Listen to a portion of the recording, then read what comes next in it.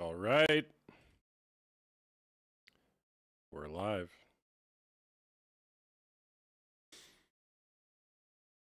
We are live.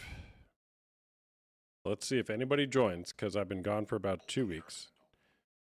And we're going to pick up right where we left off, people. Asking the question, is porn cheating? That's it. One trick pony. All the time.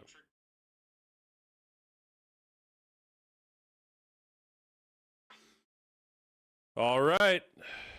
Here we are. Here we are.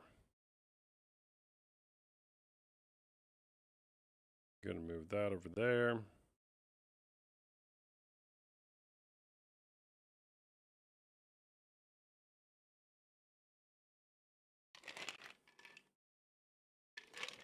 Wait for the people to join. All right, so as people are joining here, it's been 2 weeks since I've done a live stream. Had a little vacation, which was awesome. And now we're back. My name is Austin Hamilton, also known as the Pxrn Coach. Here we are to ask and answer probably the most important question in the history of all humanity. And that question is porn cheating? Is it cheating to masturbate while watching strangers have sex, usually on the internet? And that question, I didn't come up with that. I mean, it's an age-old question. A lot to discuss in that question, though. And in order to find the answer, we're going to see if we can get some guests on here to help us out. So, if you want to be a guest, if you want to come on here on the show, as we might call it, and answer that question, is porn cheating? Go ahead and hit that request button. I'll be here all day. Well, not all day, but for a while. And we'll see what kind of answers we can get. Okay? Okay? How does that sound? So, getting everything set up here. For those of you who are my regulars, it's good to see you. Yes, I was gone for a bit, had a little vacation. But now we're back. So, where are you at? Where are my regulars at? Say hello. Say hello. C says, I think so for sure. Okay, interesting. C thinks so for sure. Camille says yes. Monarch's Militia, I think, has her hand raised. Adam Moore, welcome back, 6'7". Welcome back. It's good to see you. Good to be seen. All right, go ahead and like and share the live, people. we got a couple hours in us, I hope. And why don't we go ahead and take a guest on? Heather Taylor, hey there, how's it going? Good to see you. Ruby, hello. Let's get a guest on, make sure everything's working here. We'll go from there. Hey, what's up? What's up, Beery Nest? How's it going? I'm good. How are you? I'm doing good, thanks. Let me just make sure everything's working. Can you hear me okay? Yeah, I can hear you loud and clear. Okay. All right. Well, first guest of the day. Are you 18 or over? Yeah, I'm 19. All right, great. 19. Okay. Well over 18. Well over 18. So the question then, is porn cheating? I mean, I'll look at this from an Islamic point of view, because that's how I was raised. And what we say is, yes, it is, especially when you're in a relationship. Okay. And I'll tell you why. You want me to tell you why? Sure. I'd love for you to tell me why.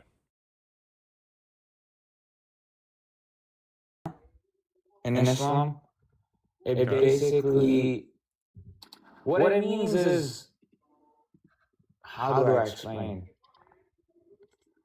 What it means is unlawful intercourse. That's what it means.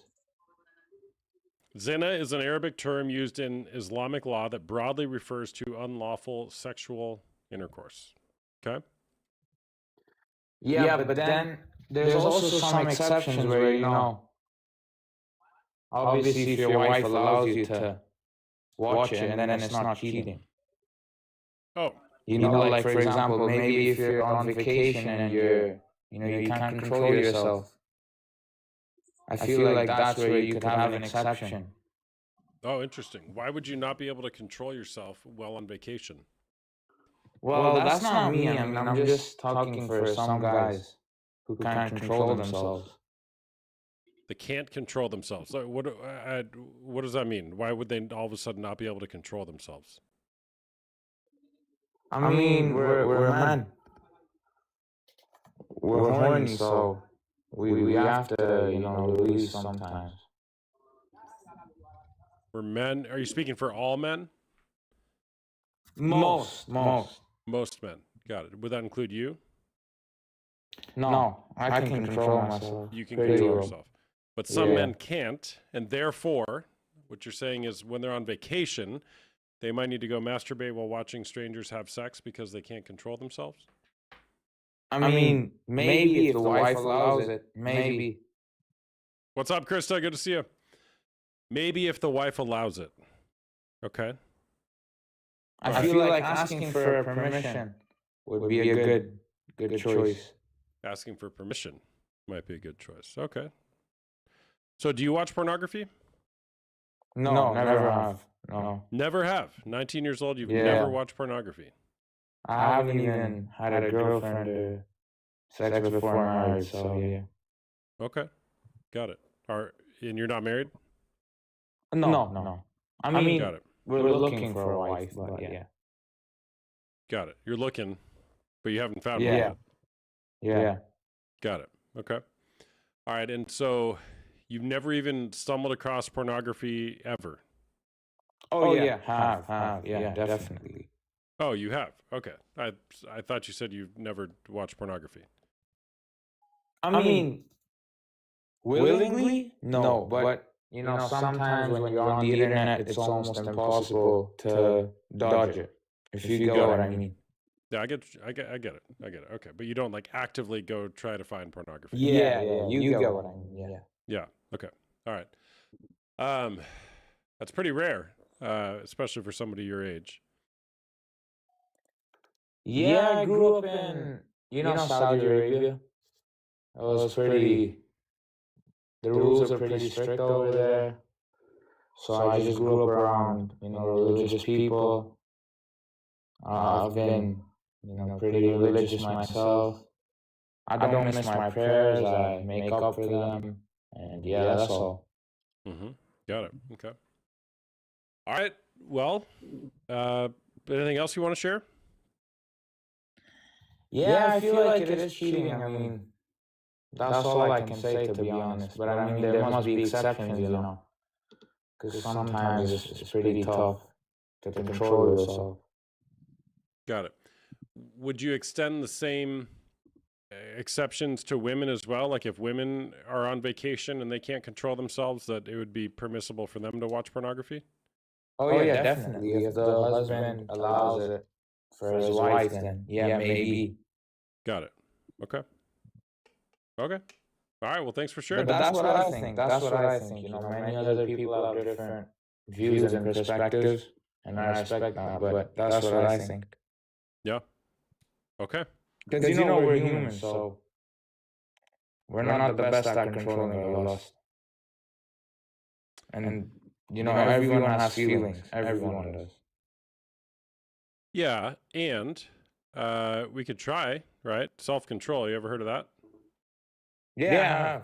Yeah. So, a little self-control can go a long ways. Wait, so what's your opinion on that? Let's say someone's like, they really want to do it. They really want to. Mm-hmm. And they don't have their other half with them. What's your opinion on that then? Yeah, good question. Well, I would say that if you're in a committed monogamous relationship with another person and you've said something like, I love you, only you, mind, body, and soul till death do us part, that if you were to go against that agreement, whether it's using a person on a screen or otherwise, or on vacation or not on vacation, that you've gone against the agreement and therefore you've cheated. Yeah, you know what that is, right? I do agree with you, yeah, on that. But I feel like there still are some exceptions. Like what? Like some people just, they can't control it. Why? You know, not everyone has good self-control. Like I know guys who, when they're on vacation, they tell their girlfriend, "Hey, can I just go ahead and release?" And they allow them. They do it. Okay. Well, it's possible to release without using pornography. Oh yeah, you can do that as well. Yeah. Definitely. So are you conflating the two, that in order to release, you need to use pornography? Because I'm talking about pornography. I'm not talking about masturbation. Well, yeah, kinda. I am combining the two together. That you have to watch porn to masturbate. Yeah. Oh, got it. Do you think that you have to watch porn in order to masturbate? No, you don't have to. I mean, you can do it without it. It's up to you. Okay. Then here would be my question. Let's just say, in your scenario, you're on vacation and you're feeling the urge. Why not just masturbate instead of using pornography? You can do that as well. But I feel like, I feel like that would be a bit better than just, straight up watching graphic content. Yeah, I feel like that would be much better. Mm-hmm. And if done with that's definitely better than, yeah. Now we're getting somewhere. Now we're getting somewhere. Yeah. Yeah. Now I understand where you're coming from. Yeah. So is it possible that we can separate out pornography and masturbation? And let's just say the need arises in your scenario. I think that to imply that we must use somebody else on pornography in order to achieve a release, I would say that that would be dishonoring at a minimum of the commitment in the relationship. And so could we not do that? I was being stubborn earlier with my point.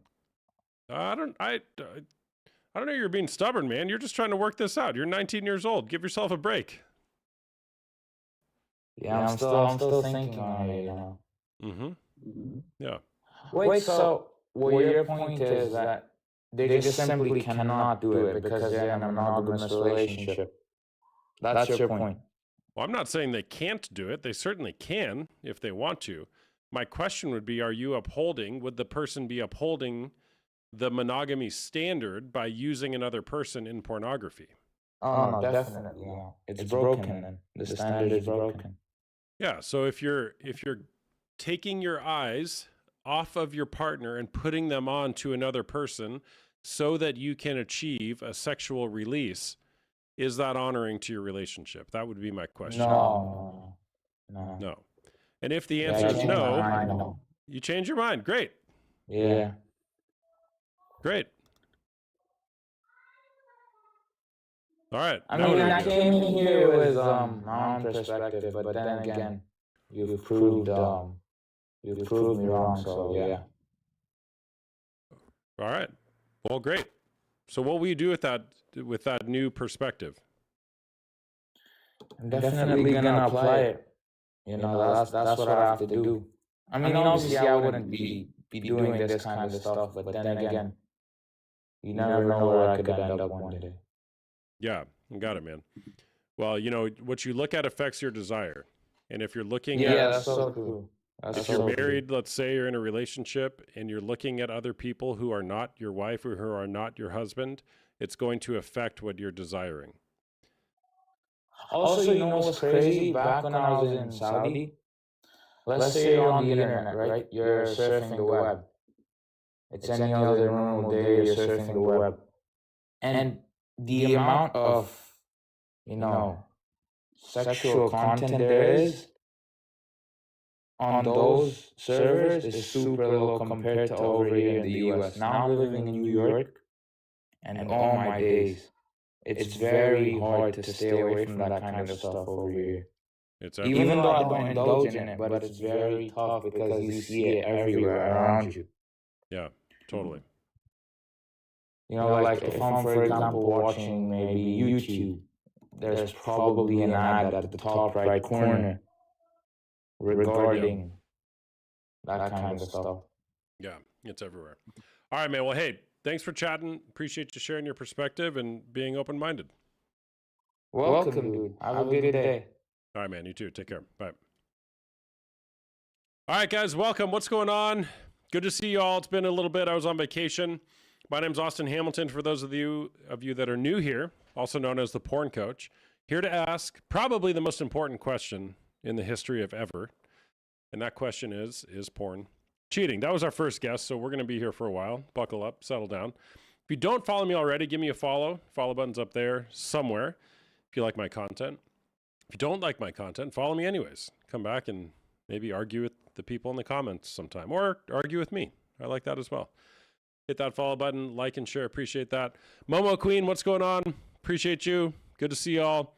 Who else is here? Who else did I see here? Let's see. Stardust. We saw Krista in there, a couple other people. Good to see y'all. We got a lot of people in here. So, all right. Ronnie is 23. And he requested, and he has personal experience, which he said about 7,500 times in the chat. So, Ronnie, what's going on? How are you? I'm doing good, thanks. No worries. I would just my personal experience with this, and be like completely honest and open. That's our review. I'm gonna say, sorry. I'm gonna say cheating is watching porn in a relationship is 100% cheating, in my opinion. Okay. Why is that? I was in a relationship and it ended due to me watching porn because I feel like it probably started when I was younger. And I feel like when you start watching porn, when you get addicted, it's something that doesn't stop. And as it goes further, you dive into countless new and crazy categories. There's always something new to see. And I feel like as it goes on, it gets crazier. It gets crazier and crazier. And you may not even like it, but you become so numb to the things you're seeing that you'll just explore further. And in my personal experience, I'm not afraid on this live to say, I've gone from looking at straight porn to gay porn to trans porn, whether I actually like that or not, while I'm in a committed relationship with a woman. And I didn't even like it. I would just watch it because it would give me that another hit of like dopamine, whatever the word is. Like, wow, this is crazy. I'm seeing this for the first time. Next category, you could look at midgets, for example. You could go so far with it. And I would consider it cheating because for that specific reason. And I also feel like, for me personally, I had a girlfriend. For example, it became so far that my girlfriend would be in bed, and I would get up. Let's say she's in bed on her phone, 8 p.m. I would go to the bathroom, sit there, and look at porn, look at trans porn, look at all these various porns, while I have a girlfriend sitting in bed. And I think it's disgusting. I think it sort of, to do that and then come back and sleep with her, I think it's completely wrong. That's my personal experience. And it all ended, I feel like it eventually ends like this. It all ended with me leaving my computer on one day when I went to work. And, I didn't have it on where it automatically shuts down. She went in there, fucking 10 tabs open of 10 different categories, you know what I mean? And when I came home, I saw her honestly shaking, crying. And yeah, that was my experience with it. And I do think it's cheating. Yeah, thanks for sharing that, man. So do you still watch pornography? Yeah, I do. Okay. Why is that? Yeah. Because I find it extremely hard to stop. I'll be honest. There's still so much to watch. Every single video is different. Do you know what I mean? I'm not making excuses, I'm being honest. No, I got it. Yeah. Have you tried to stop? I've tried, yeah. And it may last, 1 or 2 days, but that's about it. When did you first start using pornography? I'm not sure. I'm going to say maybe 13 or 14. Okay. Maybe. I'm not sure. I think it started like when you were young and you started watching films. And then for me, I started watching films, obviously kids' films. But then as you get older, you may see like, if I remember correctly, it was like Mission Impossible with Tom Cruise. For some reason I remember that. and you'll see some sex scenes, and then you're like, oh my god, then you start exploring, different things. Or when you go to school, there'll be older kids who will tell you stuff,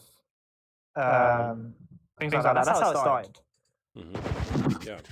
So, and you're in this relationship, and you described that situation. Did that relationship end? Yes. Okay. Because she couldn't forgive me for that. Mm-hmm.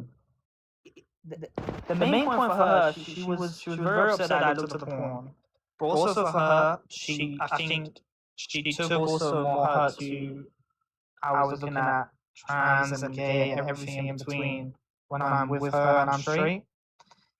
If that makes sense. And it was impossible for me to defend myself and explain, as maybe as you are the porn coach, you understand that I didn't actually like that. I wasn't interested in that, but I just watched it. Does that make sense to you? Mm-hmm. I don't know why. I have no idea why. It wasn't like, oh my god, now I need to go and I'm gay, or I don't know. It was just, I just watched it. It was just another video to me. It meant nothing. Well, and you didn't stop the behavior, right? No, yeah, that's right. No. Yeah, so not only did she find it and have these questions about it, but you were still doing it. Oh, I apologize. After she found it, all I did was remove the computer to make her feel comfortable. But when she wasn't around, I continued doing it on my phone. So it went from like, I'm being honest, I think it's good to be honest. So it went from, I wouldn't do it while she's laying here in bed, but I would still do it while she's not here. So it didn't really stop. So I tried to make her feel better in terms of me removing the computer, but the actual problem didn't go away. Right. You didn't change anything, really. You changed which device you were using to look at it. Yeah. And in the end, I mean, she left because she couldn't get over the fact that I looked at gay and trans and all these things. She didn't feel... as you imagine. Yeah. Yeah, all right. How long has it been since that relationship ended? 3 weeks. 3 weeks, okay. Yeah. All right. And you're still using porn? Yeah. Okay. Why?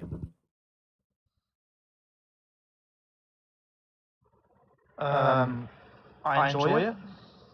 What do you enjoy about it? We're going deep here. So, I enjoy looking at two women have sex. I enjoy looking at the sexual element in the videos. I like looking at the girls' ass with all the stuff. Yeah. I enjoy at the same time I'm watching it, touching myself. Yeah. Okay. So do you enjoy that more than having an actual connection with a woman in real life? No. I would say no. Okay. But it's something to do when you're not doing it with someone in real life. I guess.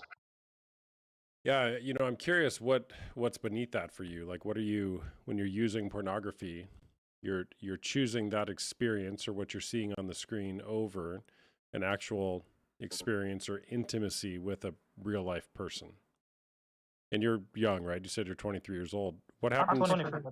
Yeah. What happens 10 years from now? Where will this go? I'm not sure. I'm not sure.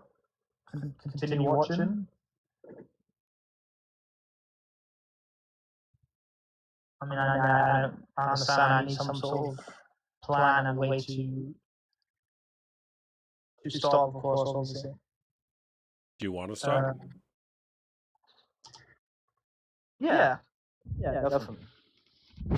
Okay. Definitely. I'm not sure the ways to. Okay. Well, the want to has to precede the how to. Why would you want to stop? Like, what would be different about your life if you could remove pornography and replace it with something else?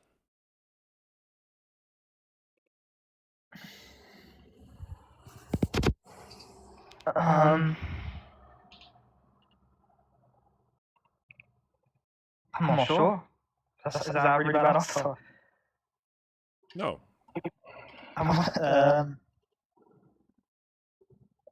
Just what are you really wanting, right? Are you wanting that your intimacy looks like you sitting there by yourself in your bedroom or your living room or whatever it is, watching other people have sex while touching yourself? Is that what you're really wanting?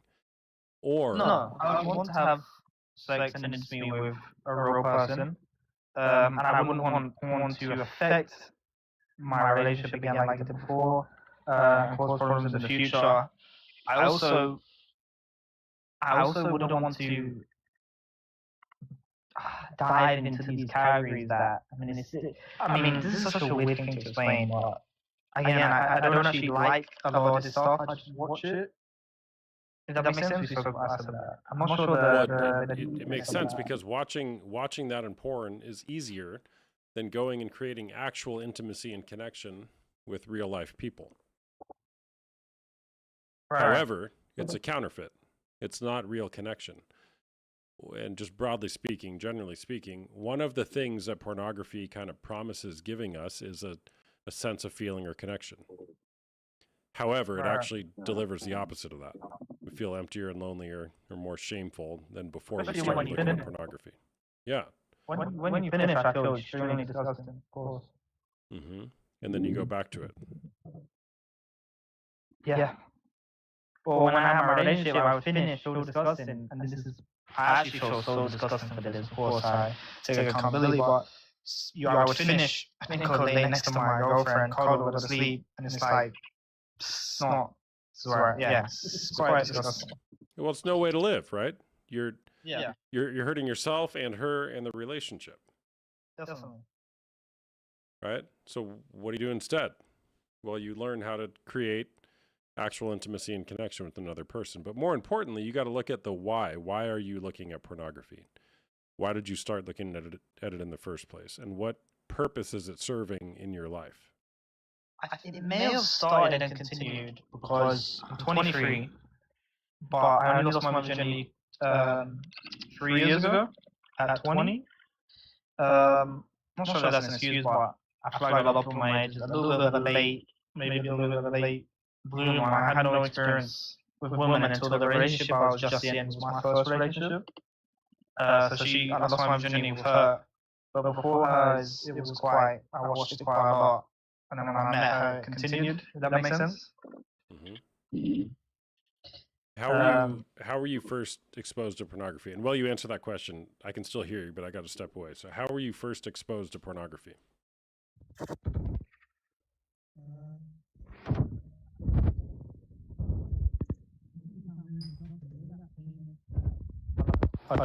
You know that famous video, them famous disgusting videos, like 2 girls, 1 cup and all that? I'm pretty sure it was something like that I was first exposed to.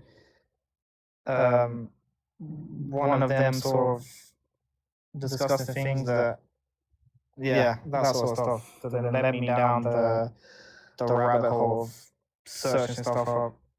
Yeah, I know people in the chat like, why did I bring that up? Yeah, I think that's my first sort of thing. That's like one video that was so famous and not famous, but yeah, people would make you look at. Yeah, hold on. Yeah. You know what I mean? I know what you mean. I mean, I can tell you exactly where I was sitting when I saw that video the first time. I can tell you that as well. I think that may be my first experience. Apart from in a movie that is not... that's probably my first experience. Who showed it to you? I remember I was in like I remember exactly just like, I remember like I finished school and I had like an after school club and some older kid told me to search up when I get home. When I go home and search it up, and it's crazy. Can never unsee that. Yeah, that sucks. No. Well, that's what my parents. Yeah. So you saw that when you were young, and then presumably that led to watching other types of pornography, and then you're in a relationship and you can't stop watching. So there's more going on here than you just wanting to, watch other people have sex, right? There's more to it as well. Mm-hmm. Sorry, there's more to it as well. Chatbait, as I'm sure you're aware of what that is. Mm-hmm. Mm-hmm. I would also watch that while in the relationship, which I think is another level of cheating, because that's now live. That's people live. That you're watching in real time, where you can chat to them, where you can send tips, tell them what to do. I would also watch stuff like that as well while in the relationship. Which is another reason what made her even more, of course, upset and hurt, because again, I think that's a different level of just watching a pre-record video and watching people live. Whether there's a big difference, it's still a difference. Yeah. Also, and again, for you, if you're wanting to stop, you got to look at what purpose it's serving for you and what you're actually wanting, which it sounds like you're actually wanting to have a connection with another person, right? A relationship. Of course. Yeah. And one of the problems with pornography is that pornography teaches us that like sex is on demand. We just hit a button and then we get to have whatever experience it is that we can dream up in our mind. But that's not how it works in real life. In order to actually have an intimate, connected experience in real life, we have to know something about ourselves and what we're wanting, as well as how to explore the wants and needs and desires of another person. Pornography throws all of that out the window and says, give me what I want, when I want it, how I want it right now. And I would just say, we can't have both. We can't be having the secret porn life, and like how you described, okay, and then we get in bed next to our partner and then expect everything to be like we're having a great, intimate relationship. It just doesn't work like that. All right, so what might you do with this conversation, man? If you're wanting to stop watching pornography, what might you do from here?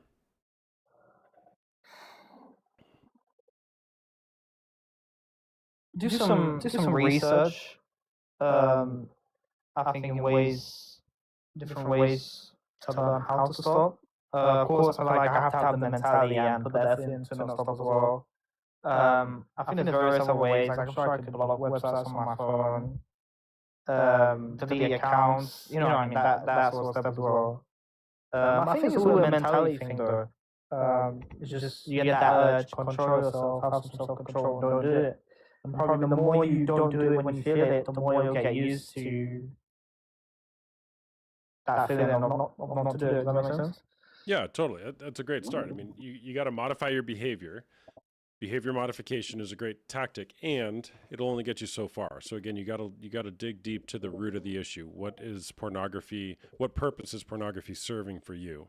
And how can you figure that out so that you don't even need it? Yeah. There's a great book I recommend, man, called Unwanted by an author named Jay Stringer. I'd recommend you check out. Okay, definitely. Yeah. One quick question. Yeah. When I said about looking at gay and trans porn, but I don't actually like it, what is that? Is that just me already getting, like, because I don't know how, For example, my partner's like, oh, you like men, you like this or that. And I couldn't defend myself in that moment because look how it looks, you know what I mean? But I don't like that, but I was happy, not happy, but I watched it, but I don't understand I don't know the answer to that. Yeah. Well, like, I'm saying I do like it, I'm searching for it. But it wasn't the case, I can't explain it. Well, I would instead of saying I don't like it, I would shift the language there to saying, to exploring with curiosity, why was I looking at that? Whether you like it or not, you can put that aside. But the reality is, you were looking at that, and the question is why. Okay, so that's kind of one thread. The other thread is, porn use always escalates. It always escalates into something else, into more risky behavior. It escalates into something more extreme. So you may not have started there. You probably didn't start there with that type of pornography, but what happens, and the brain science explains all this. There's a book by Dr. Trish Lee called Mind Over Explicit Matter that explains this. If you're looking at one certain stimulus, you eventually baseline there. So you don't get as much satisfaction out of it, simply put. So, okay, let's up the ante a little bit. And let's keep on going up to next thing you know, you're watching the things like you're describing.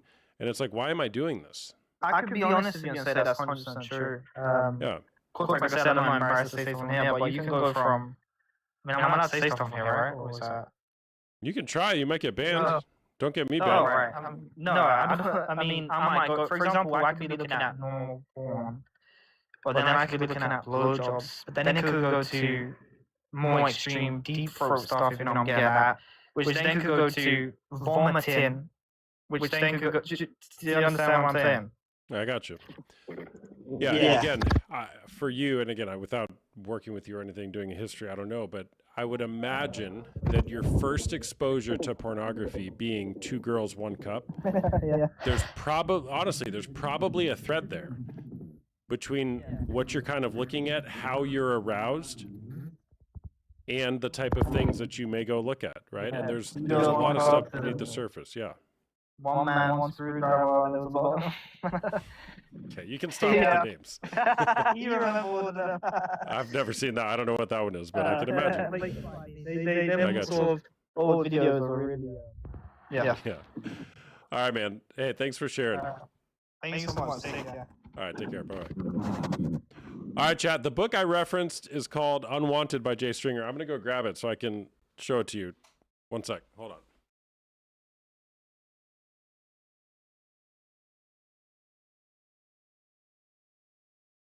All right, Ronnie, thanks for chatting, man. Unwanted by Jay Stringer is a great book. How sexual brokenness reveals our way to healing. Great book for anybody kind of exploring the whole story with unwanted sexual behavior, meaning behavior that I have, that I do, that I participate in, and I don't want it. Why is that? We got to get to the root of the issue. Great book for those of you who want to know more about the topic, and or maybe you have a partner who's using pornography and you're like, why does he do this? Or maybe there's something to learn about your sexual story. Great book. Check it out. Unwanted by Jay Stringer. All right. Good to see you all here. Give me a follow if you don't follow me already. My name's Austin Hamilton, also known as the Pxrn Coach. Follow button is up there somewhere on TikTok. We're also live on YouTube. Right now, let's take another guest. I'm going to close my eyes and randomly, boom.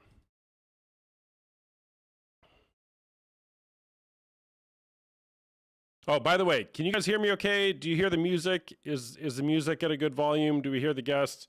I've been out of pocket for a couple weeks. It's my first stream back, so. Okay, cool. All right, hey there, Runia. What's going on? Hold on, I can't hear you. It sounds like you're covering up your microphone while being underwater. Hold on. Can you still hear me? No. Okay. You know what? I don't think my mic will work well because I got water in it today. You sure did. We can hear the water. Yeah. So if that's like bothersome, I don't need to talk. Yeah, it's not going to work. Go to the Apple store, get a new phone, and then come back.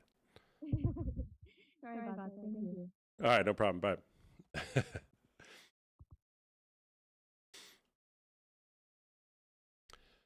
All right, let's take another guest.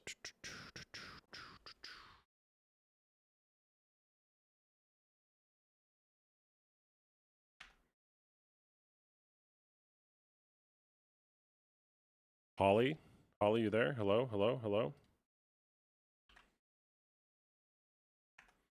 No Holly? Okay. No Holly, no problem.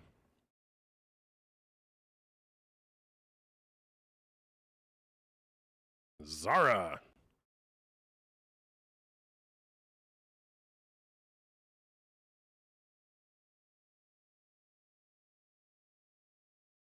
Momo Queen.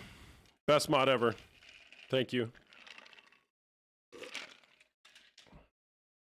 All right. Zara? No Zara?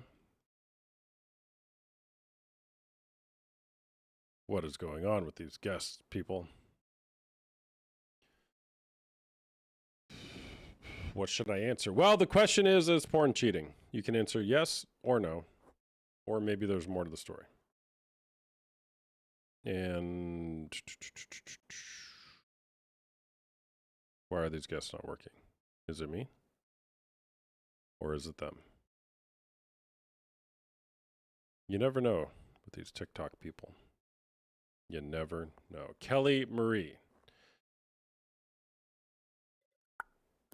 Hey there, how's it going? Hello. Hi, how are you? I'm good, how are you? Have we talked before?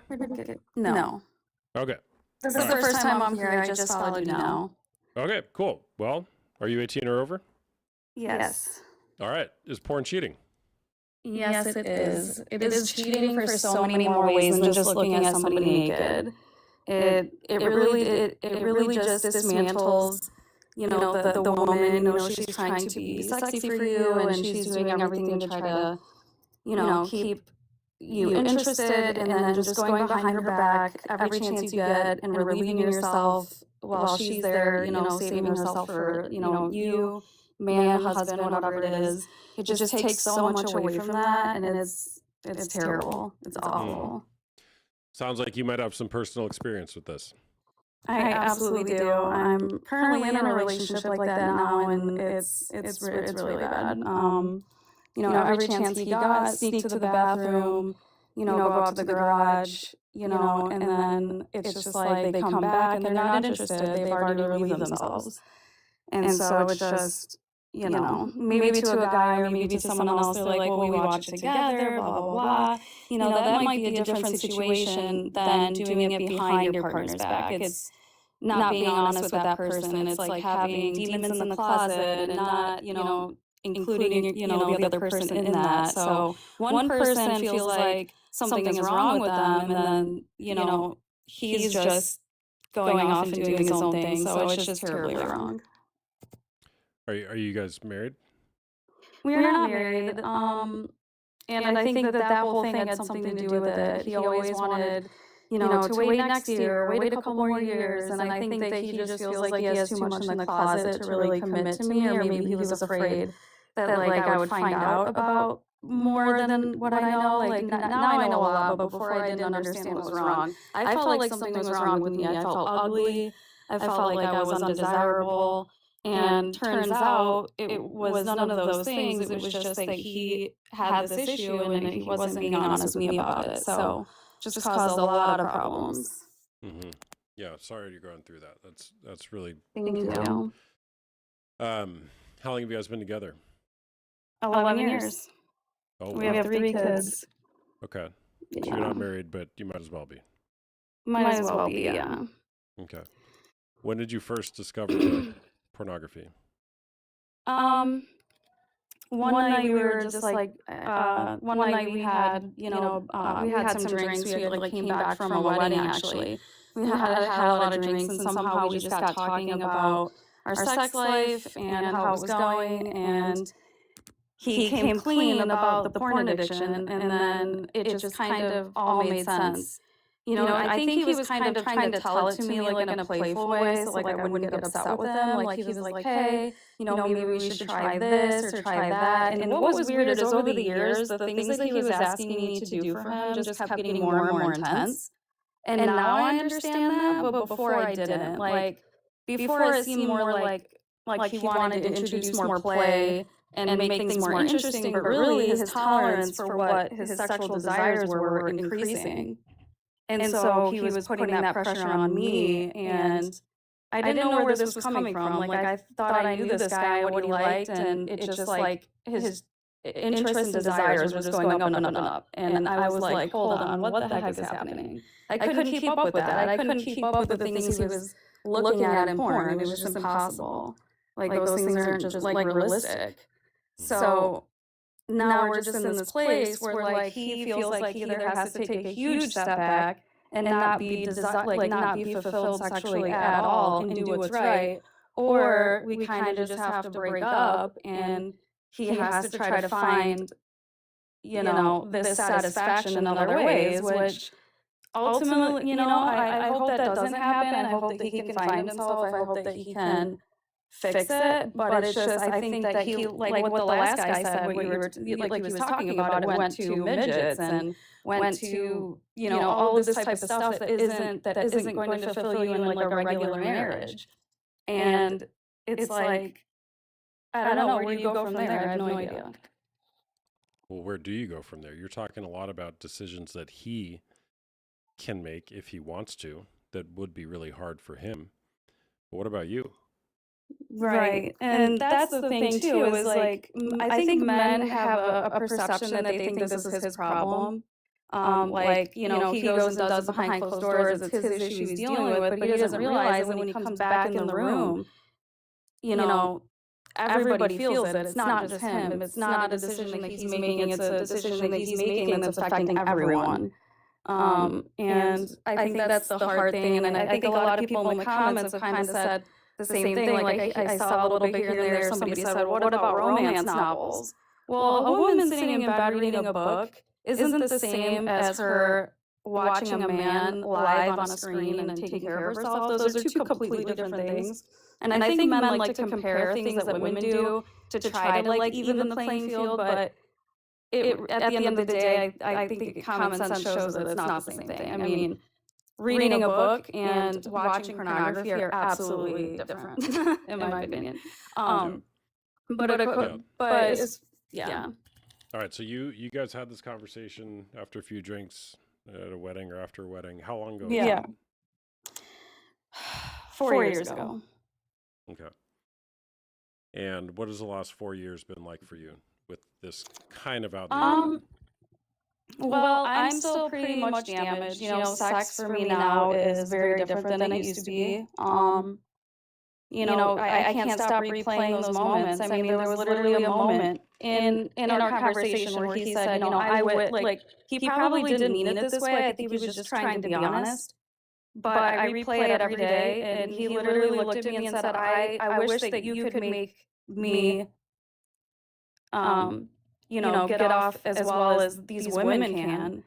And I think in his mind, he was trying to get me to maybe level up to that type, you know, to keep, I don't really know, but I replay that in my head all the time, and he apologizes for it all the time. I hate bringing it up because he's like, look, I apologize for a thousand times. I can't really do anything anymore about it. Like, you either have to get over it or not get over it. And it just kind of puts me in a bad place because it's like, even if I do get over it, I'm still hurt. Like, that still hurts me, and I don't think that hurt's ever really gonna go away completely. But I do love him, and I want him to change. I want him to be a better person. I don't know. Mm-hmm. Does he want to? I mean, he says so. But I know that he's been doing this from a young age. Like, he told me, you know, he was just able to keep it from me all this time. And I'm kind of not really like a girlfriend that's completely smothering. So like, he was able to do this without me really knowing. I just started feeling bad about myself and didn't know why. And it was just, you know, that kind of stuff was just bleeding into the relationship. What does it feel like for you? It feels like complete betrayal, honestly. You know, when I'm cooking dinner and he's nowhere to be found, my first thought is he probably snuck out to the garage. He, you know, or he goes in the bathroom and takes 45-minute, you know, poos. And it's like, and it's just like, what is he really, like, I'm walking around the house, you know, like, spiraling, like, you know, is he doing that in there? You know, what is going, like, it sucks. It sucks. And I think men don't realize, like, the part that women go through. I think that they think that it's their problem. Okay, so it feels like betrayal because it is betrayal. Exactly, yeah. I'm wondering if you view it that strongly. You're like, oh, it feels like he's betraying me, but he is betraying you consistently, repeatedly. Yeah. Can you, like, acknowledge that? I think I don't want to acknowledge it, but I think I need to. Totally. And there's a reason why you don't want to acknowledge it. If you did acknowledge it, what would that mean for you? That my life is over. That this is over. Well, to say your life is over, that's a bit extreme. I mean, well, the life that I thought I had was over. Would be over. Yeah. The life, the relationship that you thought you had might be over, or at least different in the way that you are wanting to hold to it up until now. Yeah. And not just that, but, you know, I'm 39 years old. So, you know, he's watching, you know, young girls on the screen. I'm getting older, but these girls are getting younger. What does that mean for me when he finally gets in bed with me after watching an 18-year-old get off, and now he's getting in bed with me? I'm gonna seem less and less appealing to him as his desires are raising.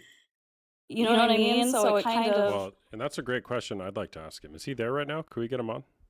Oh my God, you'd kill me if he found out I was on here talking about this. No, he's not here. No. He's at work right now. Okay. So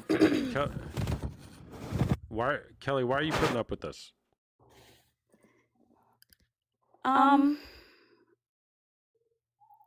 Because I'm not married, I'm a stay-at-home mom with 3 kids, and I don't really know what I would do after this. But regardless of that, Hold it's on. still the. Kelly, I'm sorry. Mhm. Why does you not being married and being a stay-at-home mom mean that you can't put an end to an injustice that's occurring?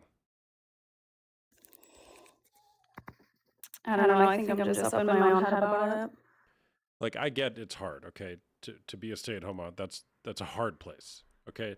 But notice Yeah. how you language that is you're like, well, there's no hope here. Nothing can change. I just, I don't know if there's no hope. It's just that, I think the question for me is like, okay, now that he knows how much this hurts me, if he, I mean, how would I really know if he's just hiding it better or if he actually has changed? Because I'll tell you according to how. him, he stopped watching it. His poop time will go down. Yeah. Okay, so he claims he stopped watching it. He claims, yeah. When the last time I asked him, which was maybe a month ago, he says it's been a long time. He doesn't even remember how long ago it was. I don't know if I can trust. I don't know if I can trust that. I mean, I know how hard this is. I mean, the way he. Let's say that that's true. Okay. Okay. Now, statistically, the odds of that happening without getting some sort of professional help is basically 0. But let's say that it's true. Have we addressed and healed through the pain of the betrayal in the relationship and restored the fracture that occurred? Absolutely not. I hurt every day over it. Okay. So even if the behavior has stopped, are we going to heal the relationship? Like I said, I think it's hard for him to understand how much he hurt me. I think that's like one of the biggest things. I think like I keep going back to that. I really do think that men think it's like a them problem or like it's not that big of a deal or like when I explain to him my hurt, I think he thinks there's like an exaggeration with that. I think that he thinks because it's so normalized for a lot of these men, I think that when women try to express their pain, they're like, oh, whatever, blah, blah, blah. I think it has a little bit to do with that. I don't think he thinks that it hurt me in the ways that it did, or like can understand that it hurt me in the ways that it did. And I think that's kind of like one of the biggest problems that we're facing. Mm-hmm. Who do you have who can hold your pain with you?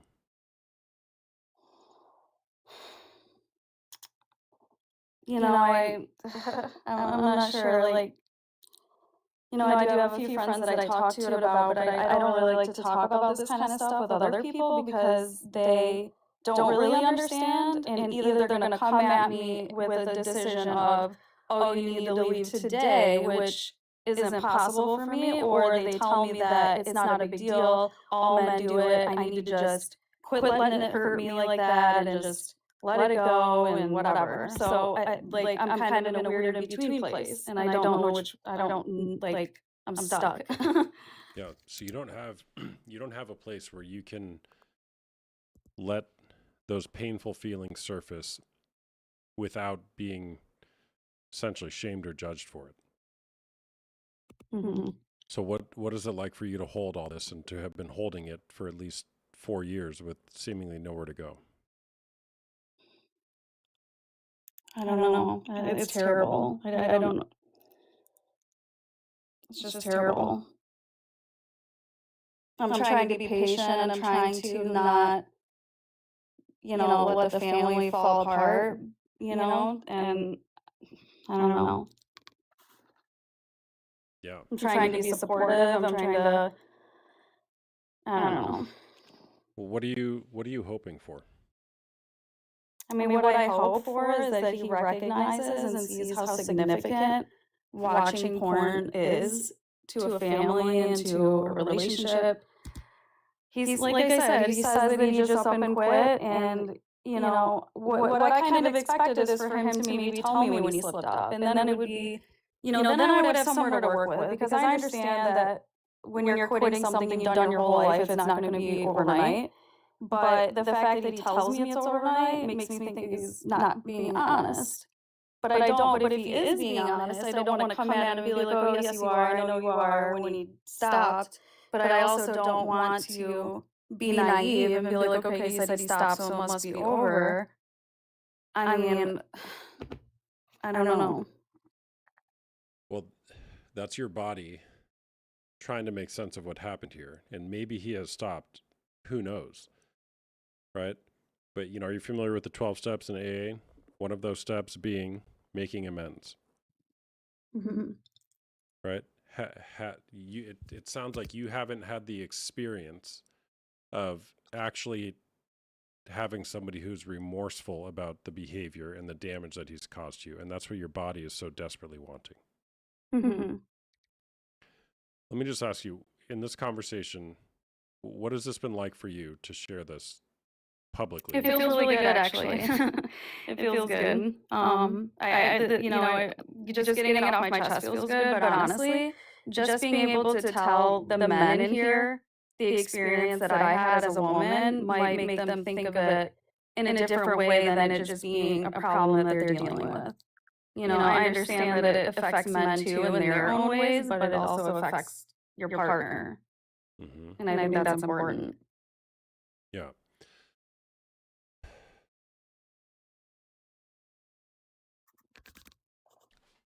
I don't know where that book is. I was going to grab a book. All right. So have you guys done anything to heal your relationship? Counseling, therapy, coaching, faith community, anything? Oh, thanks for that, Alex. Well, he's not religious. I'm religious, so there's always like a barrier there as well. Okay, so what if, and can I be a little advicey with you for a moment? Sure, please. I don't like giving advice, but and this isn't that advicey. Sometimes what people do is they just make it's like porn is the problem. We need to fix the porn problem, which is true. But I'd say what's more true is there's an issue in the relationship with disconnection. We're not being able to connect well. We're lacking intimacy. So what if the spirit of getting help isn't you need help with porn? It's we need help with our relationship. Yeah. Right?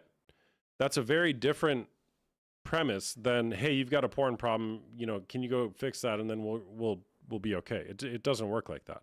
Now, I'm not, in no way am I blaming you or saying you have responsibility for his porn problem, but a lot of men, at least that I deal with, it's like once they can see that, it's like there's a fracture in the relationship, and those fractures can come from hundreds of different things.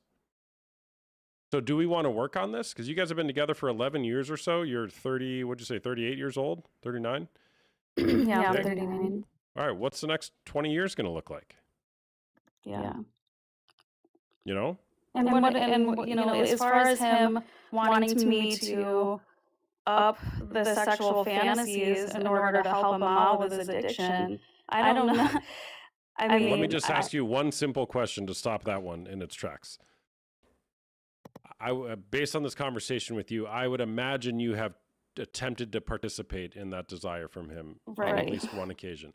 Has it ever worked? No, because it wasn't enough. The porn made the bar raised so high that there's nothing. I mean, I could do backflips and all kinds of stuff on him, and it wouldn't do anything. It doesn't matter. It's not. Yeah. If you're going to play that game, you as the partner, what you're doing is you're playing the game saying, I'm going to compete with porn, and you will lose that game every time because it's not a fair fight.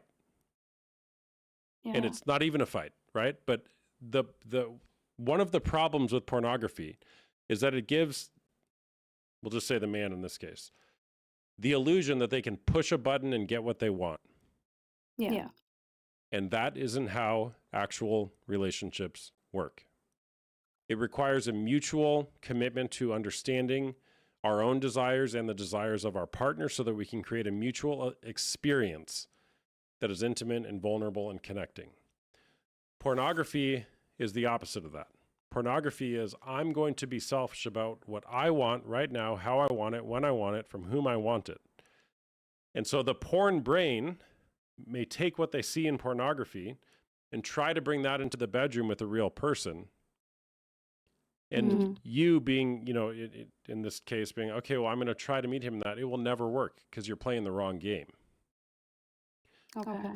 So as long as there is pornography or the orientation towards what we see and what we get in pornography,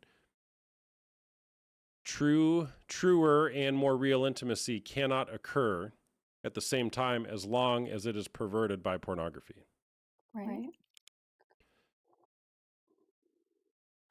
So what do you do with that? I've been trying to figure that out. I don't know when to say enough is enough, or, I don't know if if I'm giving up on him. I don't know if I should be more supportive, less supportive, if I should put my foot down, if I should be like, I don't know. This is the first time I've dealt with something like this, and it's literally horrific. I mean, pornography literally ruins everything good in a relationship. Yeah. And you're still there, which is a question for you to wrestle with, right? I don't know the answer for you. I don't. But why are you there? There's a book, I don't have it handy here, but it's called Facing Heartbreak. It's a workbook for partners who are going through the heartbreak of betrayal. And essentially what it talks about with addiction is that this is not advice, by the way. What if the most loving thing you could do is give him the gift of desperation? Meaning that addicts, and I'm using the word addicts, you can take that or leave it, they don't actually realize the severity of their behavior until they have either lost or are about to lose everything. Could be a romantic relationship, could be a job, could be the ability to see their children. And that actually might be the most loving thing that you can give your partner. It might be the most loving thing you could do. And it's not the literal decision that you might make, but it's the orientation that says, I am done with this. We are done with this pattern. You can do whatever you want, but I will not participate in this anymore. And that might be the most loving thing that you can do. Okay. Now, that would require a tremendous amount of courage and bravery and resilience, right? Yeah. But right now, well, let me just ask you, when you hear that, what are you thinking? Yeah, it's just, it's just a lot of life-changing moments are just racing through my head. So yeah, and those are the moments you've been avoiding because you don't want to face them, right? It's, human beings are fascinating because we tend to be able to tolerate incredible things because we actually know it and develop a comfort to it. It's predictable, right? Because the fear of the unknown on the other side of whatever decision you may need to make, that's unknown and scary. So I'm just going to tolerate what I've got going on right now. So let me ask you a question. So if a woman and a man are, together and, he develops a porn addiction, what would be, what is like a safe timeline? I mean, do you give them a timeline? Or are you like, okay, like I'm giving you like so much time, so much time to deal with this? Or, do you be supportive? Do you put your foot down? Like how, like what's, because, men get really defensive over this topic. I mean, you can just see in the comments. I mean, some of the men here are just defending it like crazy. I mean, how do you make someone see it? Mm-hmm. You can't make them see it. But in the words of Dr. Trish Lee, I love this line. She says, partners expire. You, the partner, you have an expiration date on this whole thing. Is that a month from now? Is that 10, 15, 20, 30 years from now? An expiration date will come on how long you're able to do this to try to keep it together. You can lead a horse to water. You can dump the water all over them. You cannot make them drink it, ever. And you can be a catalyst towards change. Mm-hmm. So, I mean, there is no answer to your question. You have to decide, what are you up for? And what steps can you take to work towards your healing, as opposed to try to get him to change? And whether he wants to change or not, that's up to him. Yeah. Now I could recommend 100 books for him to read that might change his life. But will he read But them? is he actually going to read it and take it in and take it seriously? Right? Yeah, I don't know. Again, and for you, notice how much you are focusing on his behavior and him changing, which is totally fine and normal, by the way. And what's required for you to step into the life that you're wanting to live. Yeah, I just, and then, women just, they get so, just like, what if all men are like this, and you're just like, I don't know.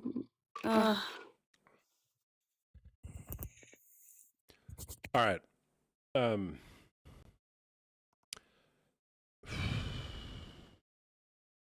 Sorry, it was a little heavy. No, you're fine. I have to pee. I'm deciding if I do it right now, if I hold it for a second. Why don't you see if he'll schedule a call for me or with me? I would love to. Okay, so give me a follow, and there's a link in my bio. Share that with him. She clicked over there for a second. Okay. Oh, sorry. A call came through, but I got it. Sure. I want to be very clear. I'm not promising anything. And I'm not talking to him. I have not been talking to him this whole conversation. I'm talking to you. And I'm more concerned with your path to healing, because you're the one that sounds like you're wanting something to change. He, to my knowledge, hasn't vocalized that. But if he wants to, I'd be happy to talk to him. And for you, you don't have to do this alone. So I have groups for women who are going through partner betrayal trauma. It's a very lonely and isolated place to go through partner betrayal trauma. Okay? And could it be helpful for you to have people who can rally around you to support you through this in whatever decision that you want to make? Oh, wow. I really appreciate that. Yeah. So there's, again, link in my bio. There's like a men's kind of version and a women's version. Go through that if you guys want to schedule a call. I think I have my call is free right now. Schedule a call. I'd be happy to chat with you guys.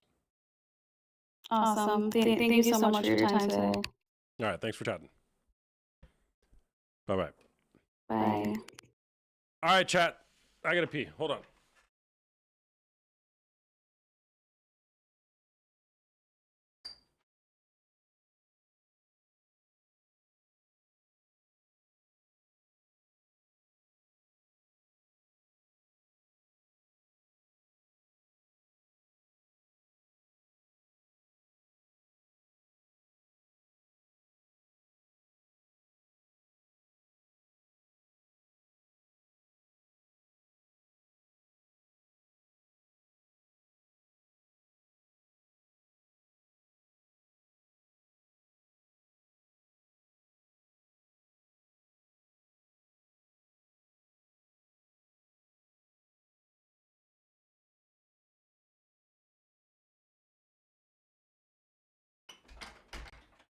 All right.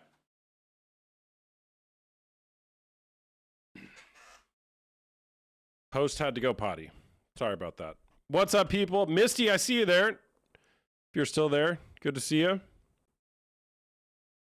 By the way, I'm a coach. I do one-on-one coaching, private coaching, as well as group coaching, both for men who are struggling with unwanted sexual behavior and women who are suffering through partner betrayal trauma. If any of this live has impacted you, no matter which side of this you're on, and you're wanting to heal through that, there's a link in my bio, and I have a community of people who are probably in the same or similar situation as you are. If you're a man who's struggling with pornography, maybe you've committed an affair and you're wanting to heal through that, there's a community for you. If you're a woman who is going through partner betrayal trauma alone, you don't have to do that. Let other people rally around you and hold this with you. Okay? Healing doesn't occur until it's witnessed empathetically. Healing doesn't occur until it's witnessed empathetically. So there's a link in my bio. You can schedule a call if you'd like. And if not, that's fine too. Hit the follow button up there and tune into the lives because they're kind of fun too. All right, let's bring another guest on.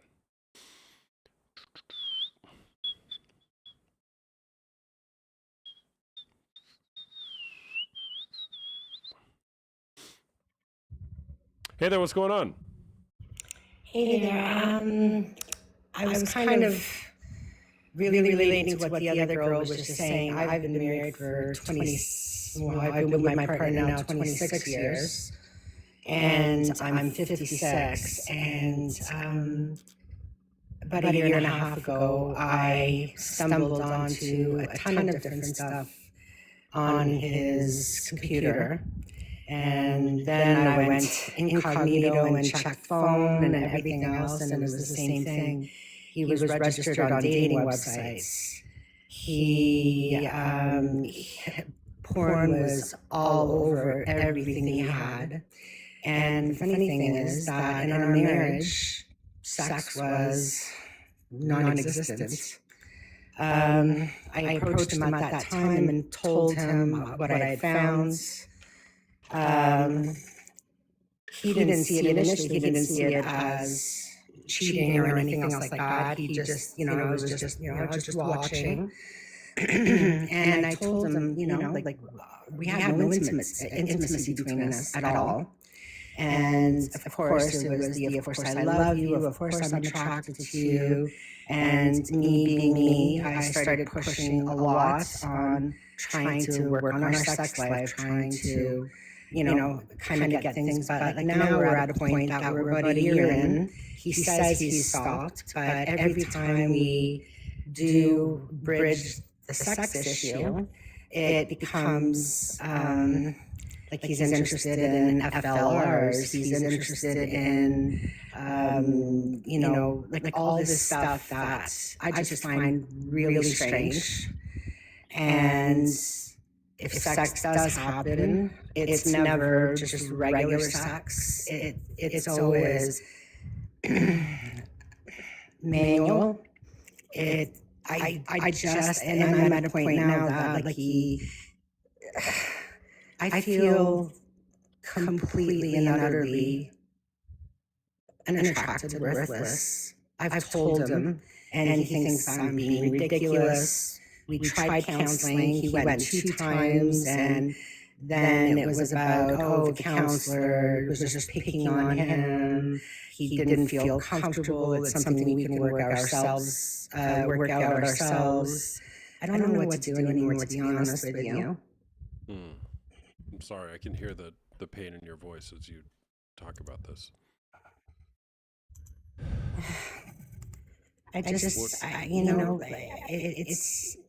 I love him to death. We've been together for a long time. I don't want to leave my marriage. I don't want things to, because he can be a great partner in many other ways. But right now, the point is that with intimacy with us, I think that it's gone down the road far enough with him with the whole porn thing that I don't know if there's even a way back anymore, because like he swears to me he's not watching it, but it made me kind of laugh, not laugh, when the girl beforehand was talking about his long breaks in the bathroom. Mine goes to pee, and it's 40 minutes to pee, and then I'm a little bit better now, but especially for the first 6 months or so, I was incessantly like, we have cameras because when we're at work, we have 2 little dogs to check to see if the dogs are okay and this, that.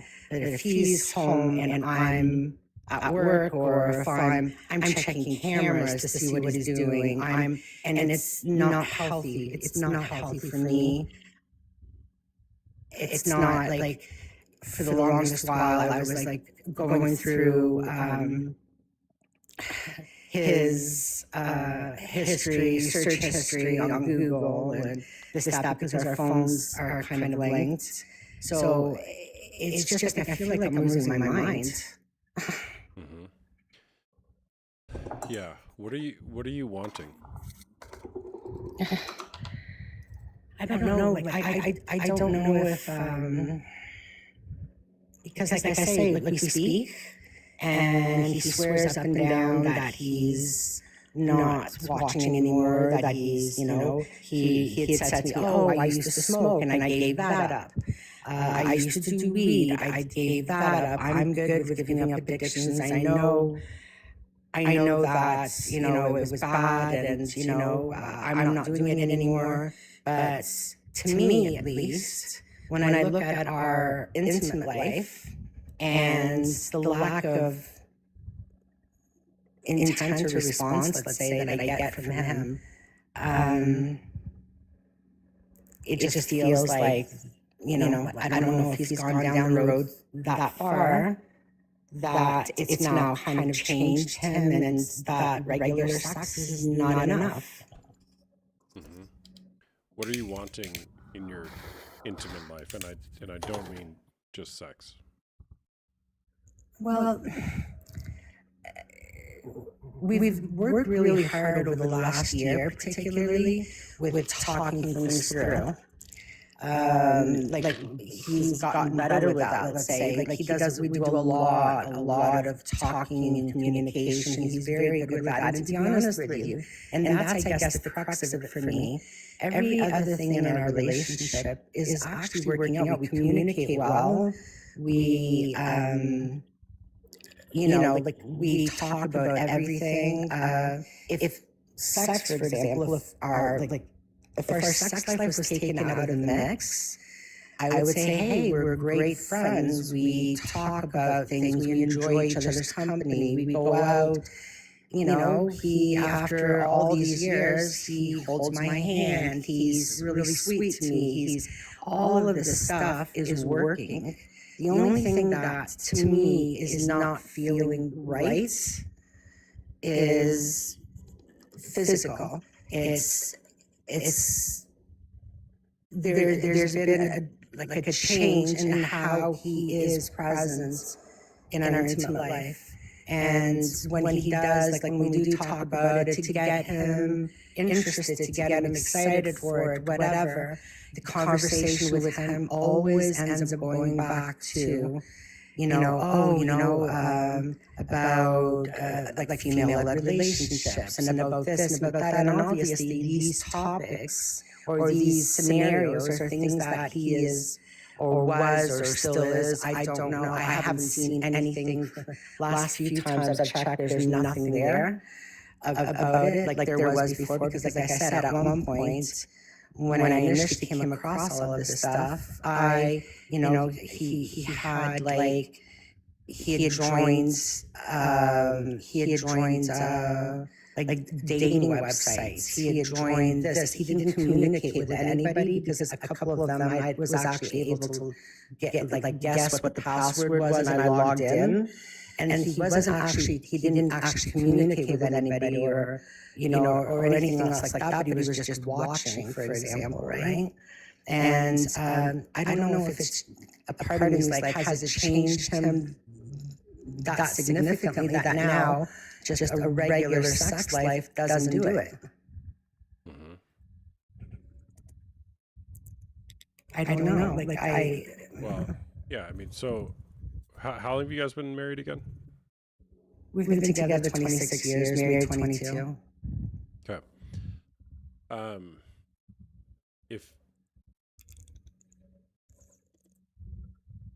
If you weren't, no, that's not the right question. What did you, when you came up here to talk, when you requested, what were you wanting to get out of this? Am I being gullible? I guess part of me also wants to know, because everything else in the relationship seems to be working. Are you being working. gullible with regard to what? Thinking that change is possible here. Is it possible that he's gone too far down the road and that regular sex will never be good enough, or that, because the problem is that in the midst of this, I feel really, really crappy about myself. I feel maybe I'm not attractive enough. Maybe I'm not. Yeah. So you're wrestling through the question: am I being gullible to the possibility of anything changing here. Yeah. So change is always possible. Okay, there's always room for change. There's always hope for change. But hope is not a strategy. Hope is great. I'm a big fan of hope. We got to have hope. And we can't just hope our way into something being different. So for the change that you're wanting to see, what would you need to see in order to know that you're moving in the right direction? I guess if I felt right now, I feel constantly very undesirable. I feel like, is he not attracted to me? Is he not? Like he swears up and down he is and everything else like that. But, he can go a week, 2 weeks, 3 weeks without engaging at all. And like I said, I think that, and I don't even know if I can kind of say this without, even when we are intimate, regular sex is not the deal. It's like it has to be manual. And then he told me, well, maybe it's just because I was used to for so long doing that myself that now just actually having regular intercourse is just, it's not enough to push it. And like, so with me, like, I'm constantly in this free fall of feeling not good enough,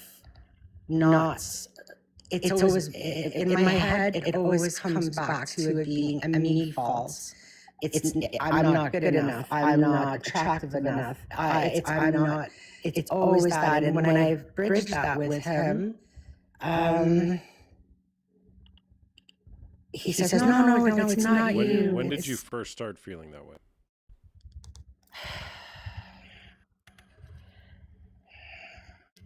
All of this stuff started, everything was fine until about 6 years ago.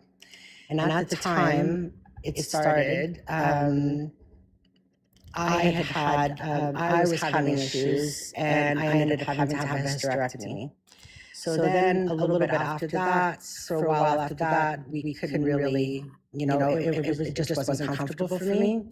And then that went from a month or two to like 6 months to like a year, maybe one time during a year we'd have sex. That was it. And then about, like I say, 3-4 years ago, no, it was probably 3 years ago, I stumbled across a bunch of stuff. And, and I guess in my mind, like, even like, some of it was porn, some of it was like dating websites, again, never engaged, but it was just watching. And then even on Instagram, like I went through a point where Instagram was completely, it was just like half naked women. He was commenting on pictures about, somebody fully nude, and it's like, that's a great birthday suit you have, or you're stunning, or this, that. It was just crap like that. Okay. And what's the conversation that you're wanting to have with him? We sat and talked, because initially when I found him for the first while, we talked about it and stuff, and it was like, yeah, you're right, I'm sorry, it'll never happen again, this, that. But at this point, the point we're at now in our conversations is, if I bring it up at all, because like it hurt me, and it's not like I'm wanting to dwell on it and whatever, but honestly, there's times that he'll be telling me, I love you, you're beautiful, this, that, and in my mind, all I can see is what I read about crap he told other women, like online on Instagram and everything. It's all I could, that's all that runs through my head. And if I say anything to him, then he's now at this point, he's angry. Well, I've apologized, I've told you already, it's not happening anymore. What else do you want from me? How much longer do we have to keep talking about the same thing? And so I guess I'm in this loop right now, and I don't know how to get out of it. Mm-hmm. Yeah. All right. So you're crying out to him about how painful this is and has been for you. And you're not, correct me if I'm wrong, but you're not feeling understood or validated in your pain. And there's a loop there for you. Yeah, there is. Like, because at this point, I'm like, I feel like at this point, I can't actually even say anything. I don't know. Like, I mean, am I being unreasonable? He's apologized. He says he's not doing it anymore. Should I just be like, okay, well, you've apologized. We've talked about it a lot over the last. Understand about you. Yeah. I feel like at this point, he doesn't like, he just thinks we've talked about it, it should be done, that's it. And obviously, for me at least, the fact that our sex life is where it is, I feel like it's not resolved because, in my mind at least, I feel that some of the topics he brings up and some of the wants that wouldn't be coming up if the issue was done and over with. Does that make sense at all? Yeah. I mean, there's a conversation that needs to be had, and you've used language here a couple times, something to the effect of you can't say certain things for certain reasons. And those things are the things that need to be said, whether it's to, I don't know, to who or in what context. But your body is basically putting a lid on all these emotions and feelings that you have that are dying to come out. Yeah. And this has been going on for a long time, and that's a lot to carry. It is. And at one point, and this was, I don't know, like I feel like I'm stupid, I guess, because at one point, before I found out about even this, and this was maybe a decade ago, he was working at a company, and I found out that there was somebody that was texting him, a younger woman that was texting him, and he was having full discussions about marital problems with her and this, that. And then when I confronted him on it, then he was like, oh, no, don't be crazy. That he was hiding phone. He was this, he was doing all kinds of shady stuff. So, I even contemplated at one point, well, because I found her through Facebook. And I'm like, do I message her to at least see if, maybe I've been an idiot all these years and he cheated on me and I just never knew. I don't know. Yeah, that's hard. I just, like he can present on so many levels. I feel like at times, like I'll talk to him and I'm like, I totally trust him and he's so in love and he'll tell me, you're the best thing that ever happened to me and this, that. But then all of these issues in the background, and I feel that, am I just gullible? Like, am I just like, Well, I'm sure notice how much you're focusing on his behavior, which is valid given what you're going through. And you keep kind of ending up at this, am I gullible? Is there something wrong with me? Right? And until you can laser in on those questions, you're going to continue looking at his behavior. Yeah. Are you gullible? Maybe. Okay. I think that I've got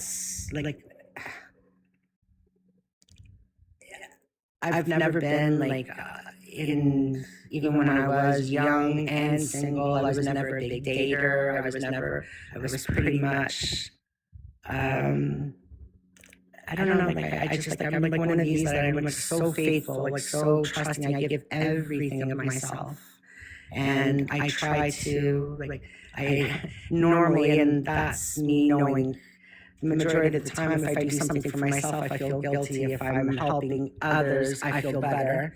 So that's normally my personality, and I don't know if, that's what's kept me here this long, because I feel like, I don't know, maybe a part of me feels like I'm not good enough for better.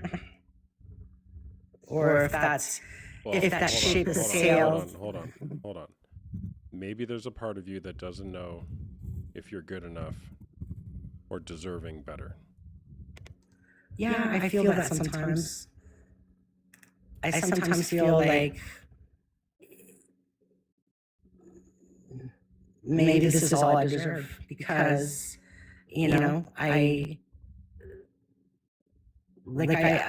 I put everything out on the table, no matter, particularly with those close to me that I love. I put everything on the table, and, not that I'm expecting anything back, but loyalty at least. I wanted loyalty. I don't know. Yeah. Well, I would imagine that there's a deep-rooted origin story to that. When I did speak to, we went, like I said, I did a few sessions with the lady that him and I went to see twice, and then he, said, absolutely no, I'm not doing it, and this is something we can do ourselves. We don't need somebody else knowing our business, and da-da-da-da. But when I did speak to her ahead of time, we had spoken, maybe 3 times, 4 times, and she had kind of touched base with me on, stuff with me, and a lot of it kind of, I think that a lot of my feelings of, I felt like everything I love-wise, at least, I felt like I had to earn it, and that it was something that if I didn't earn, could be taken away easily, and that's my parents. Particularly my father, 100%, I know that, your love needed to be earned, and, it was never something that was given freely. So I don't know if I brought that into throughout my life, and that's what's still keeping me in this loop, and, and now I'm thinking to myself, oh my. Sorry, go ahead. No, I was just saying, and a part of me, I'll be honest with you, I always thought you work and you do your life. I raised a child and who is herself in a successful marriage and happy and doing her thing, and I feel happy just for her, and I feel like I did my part there. And now at my age, I just turned 56. At my age, I was really hoping to get to a point where I'd have a good marriage, a good, and be able to one day retire soon and have the rest of my life at least pan out the way I have, because the rest of my life has certainly not been that way. It's been one struggle after another, and it's always felt like it's people taking and seeing what they could get from me, and me giving up parts of myself along the way. So I guess a part of me was really hoping that I'd get to retirement and be able to have a partner that loved me, cared for me, and it mattered how I felt, and that I could actually, I don't know, see out this life with, a nice end, opposed to what it's been throughout. So, yeah. Yeah. Well, there's a lot more here than your husband watching porn, right? And you mentioned stuff about your dad when you were younger. It absolutely has carried with you until today, right? We all have attachment stories, attachment wounds to some degree, and those inform how we show up every day in our relationships today, right? And so there's a lot for you to look at. I don't know what the decision is that you need to make. Thank you for exploring that here. I appreciate you listening. It's just I can't really talk to anybody about this. I don't want to, the only one I really am really super close with is my daughter, and this is not a conversation I want to have with her. Why? And why can't you talk to anybody about this? Well, my daughter, I definitely don't want to. I don't want, and I guess another part of me is feeling like it's been kept like a secret, all of this crap that's been the last while. It's almost like I'm embarrassed to speak to somebody that knows me that would think, because people actually, they see him and I, and they're like, oh, but do you know how many times people have said to me, oh my God, you guys have got such a good relationship. I wish. I was like, yeah, because like down at the bottom of things, like, yeah, it's different. Yeah. Well, yeah, but okay, so notice that, and it's very normal what you're describing, but think about it. What I'm hearing you say is, I don't want other people to see what my life is actually like. So therefore, I'm not going to talk to people about what's going on. Yeah. The Yeah. problem with that, and by the way, I've done this too, I've lived my life that way for a long time, is then you can't be seen and known and loved. Because people don't know what's really going on for you. Yeah, I sometimes feel like sometimes I feel like I'm just living a lie, like putting on a show, and the actual crap that's going through my head, and that sometimes I feel it's almost like a physical thing I feel in my chest, that I feel so let down. Yeah. By people. I feel let down sometimes a lot by people who I was hoping would love me as much as I do them. And yeah, it sucks. Okay, what shifted there for you? I hear something in your voice.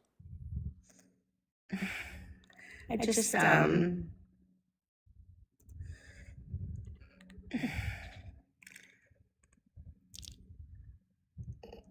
my whole life, my entire life, my grandmother, I think, was the only person I've ever had in my entire life that I genuinely felt loved me, cared for me no matter what. It didn't matter what I did, it didn't matter what I said. They genuinely loved me. Everyone else, my parents, my siblings, my husband. I don't put my daughter in there because I just don't tell her stuff. But definitely my husband, my parents, my siblings. I love this conditional on me towing the line. Mm-hmm. Yeah. What would you need to risk in order to have an experience of love with anybody or some of these people you mentioned?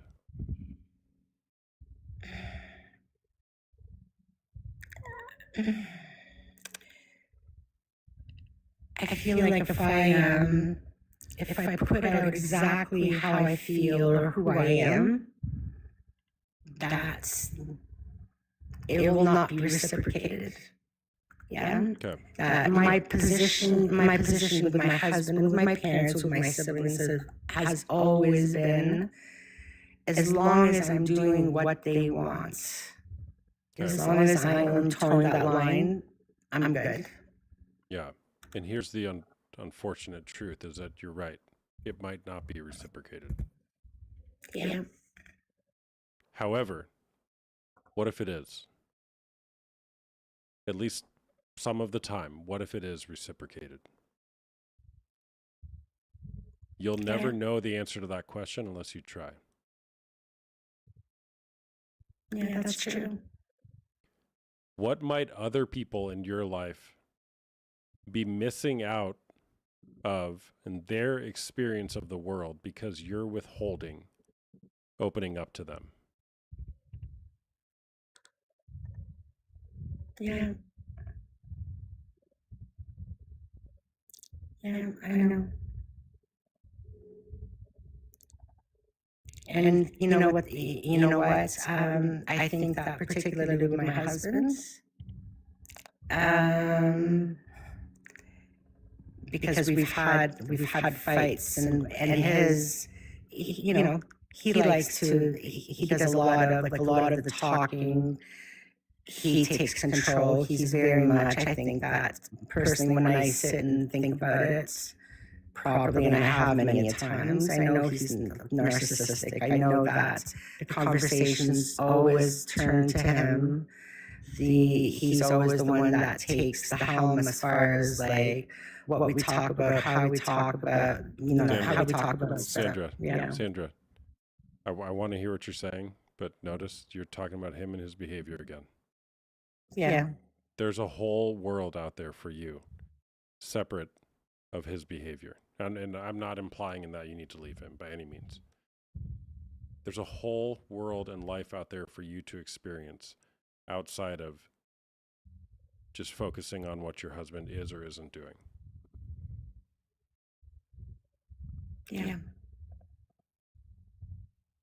Yeah.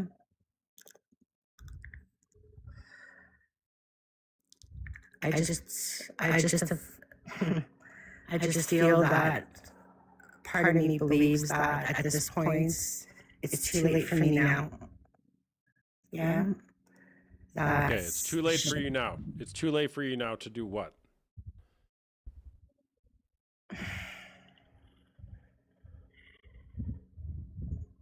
To restart. At this point, I've got two aging parents that, for me to confront stuff with them, like my dad's 82, my mother's 77, and with terminal cancer. So I feel like for me to go to them and say, hey, this is how I felt over the years, this is how this, that, I don't feel like at this point it's even worth it because I don't want them to leave this earth.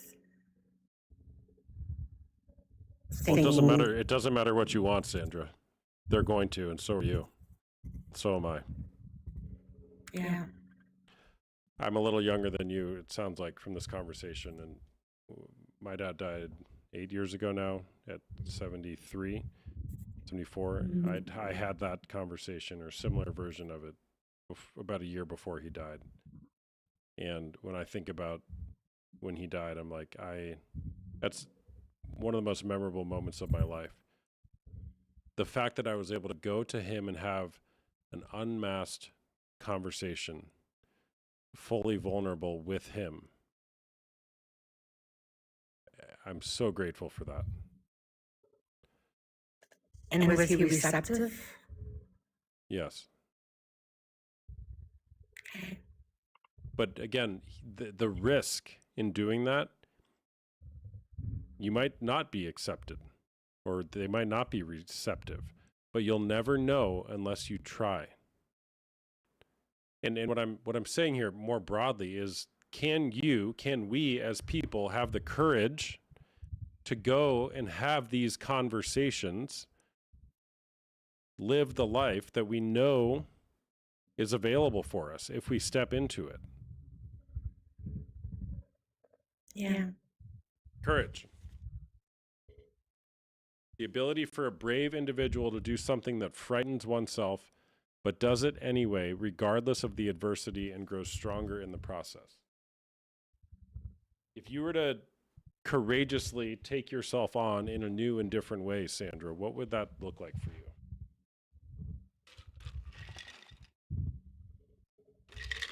I feel that it would be me being able to say no to people, me being able to prioritize myself for the first time ever, because it's never been that. I mean, I'm working with my parents.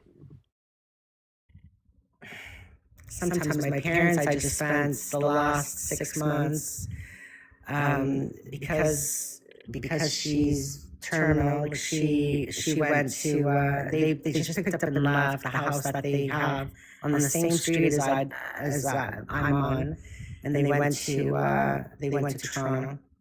And I've been working and going to their house after work every day, staining the deck, cleaning, decluttering, painting, this, that. The house just went up for sale this week.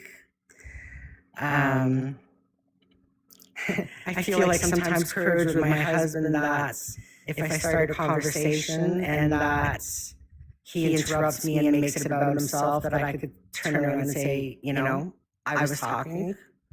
it's about me this time, where now and always I shut up and kind of just let him carry on, and the conversation that I might have started about something with myself turns into the show about him.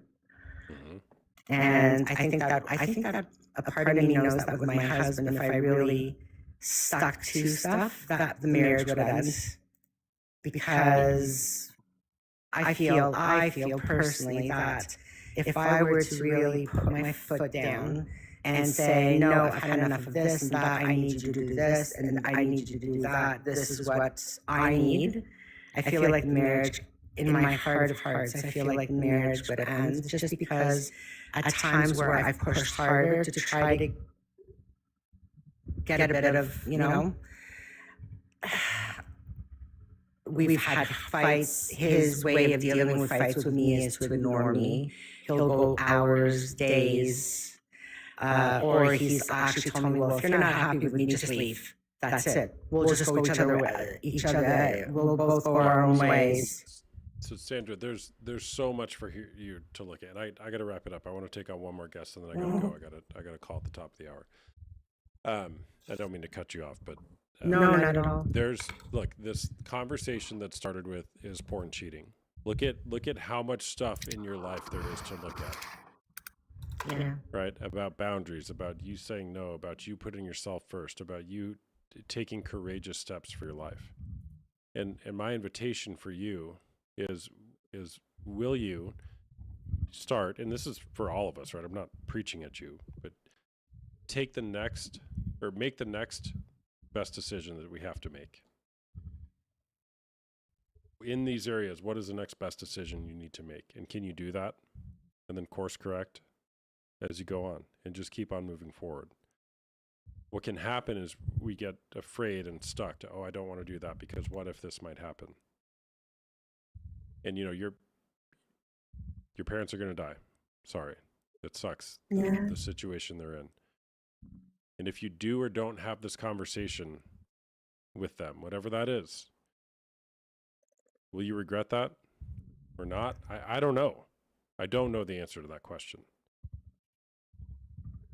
But where in your life might you need to move forward courageously so that you can take more ground for yourself? Yeah. What happens with your husband, your marriage? I don't know. But there's a whole world out there for you beneath some of these conversations. Yeah. I appreciate you taking the time. Thanks for sharing. Thank you. All right. Bye-bye. Bye. All right. I'm going to take one more guest and then I'm going to go because I have a call soon. Great being with you all today. It's good to be back. Give me a follow if you guys don't follow me already. Follow button is up there somewhere here on TikTok. I'm also live on YouTube if you want to follow me there as well. Same handle, Pxrn Coach, Pxrn Coach. I was on vacation for the last couple of weeks. Today's my first stream back. It's been a good one. Good to have you all here. You fumbled sweets. Appreciate that. Good to have you here. Let's take on one more. To close my eyes and boom.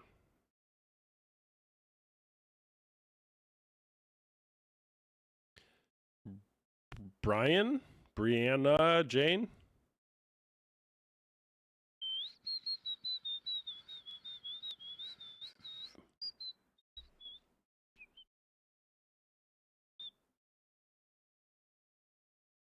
Okay, no Brianna, Jane.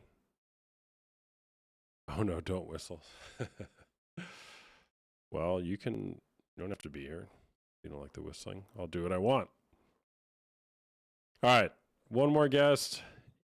Sandra, hi there. How's it going? Hi, how are you? I'm doing good, thanks. Are you 18 or over? Yes, I am. I do have a question. Are the people that are following me going to be informed that I'm live? I don't know. Okay. Okay. Then I guess I just won't do it then. Okay. Bye.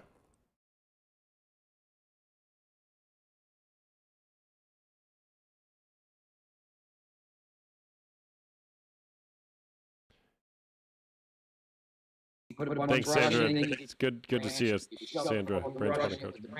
Hey there, what's going on? You're live on TikTok. Hello. Hey, Touche Butter. You do that at the end. Hello. So you know you're at the end. Then you. But shit falling out of But to his point, that's what he's wanting you to chip it fast. Don't be trying. Okay.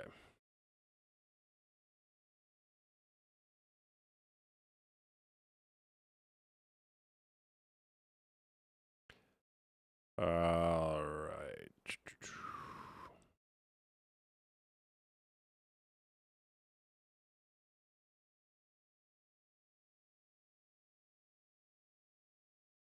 LOL. I'm going to share my password. I don't want to cry. Why don't you want to cry? Could be the best thing for you. If you don't want to do it here publicly on TikTok, join one of my groups. Go to the link in my bio. Coops Granny, what's going on? See you there.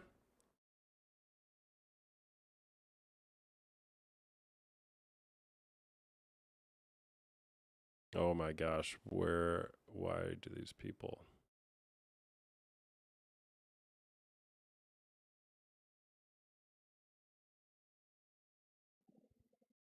Hey there, what's going on?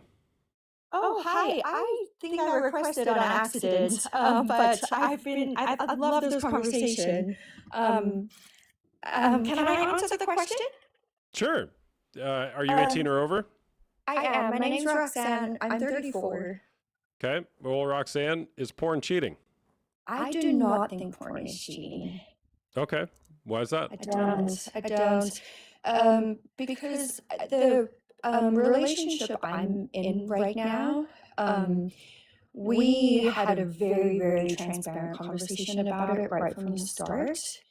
And it's actually something that we both do, individually and together.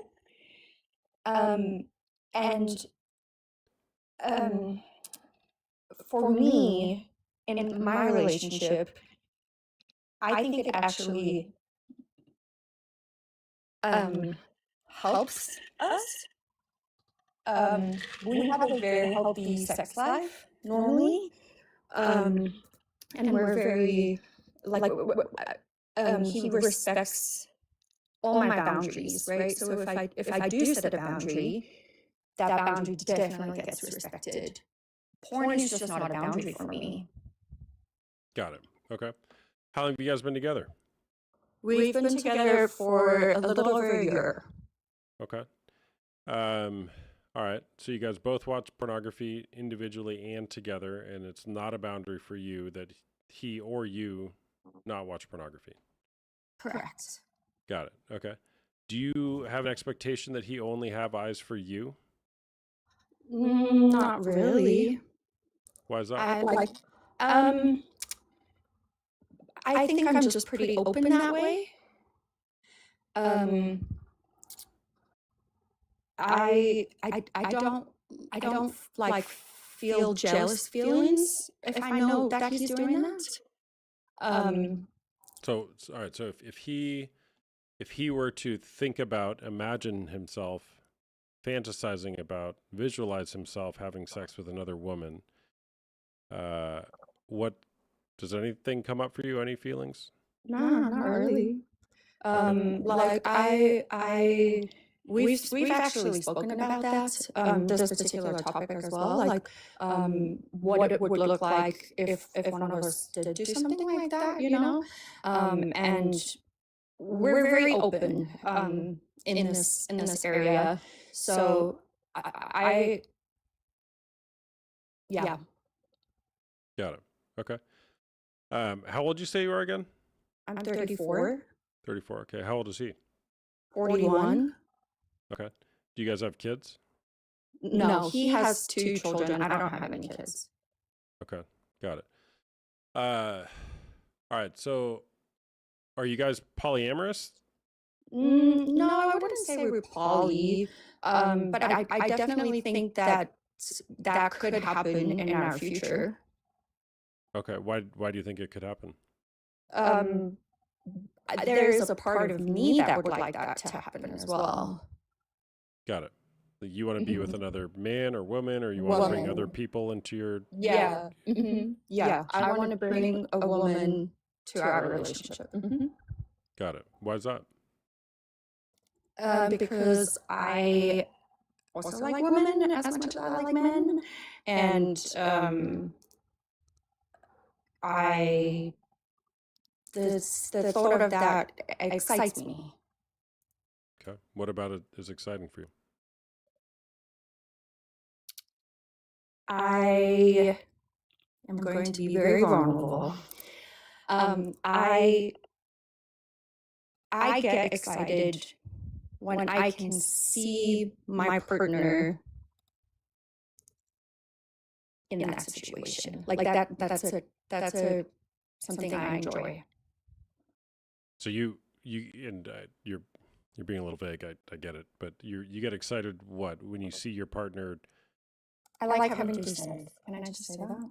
Okay, you like having threesomes. Got it. Yeah. Okay. So what is it then about your relationship that makes it special and unique and sacred, if anything? When it comes we to haven't. sex? We haven't. So we haven't. I got it. Yeah. I know that.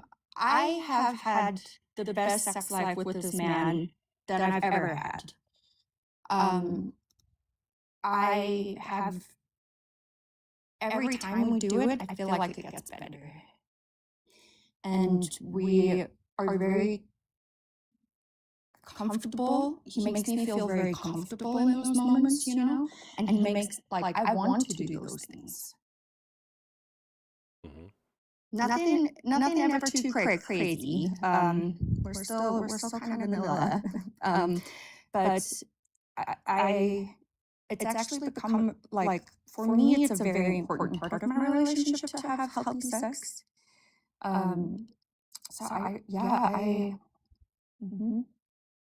Okay.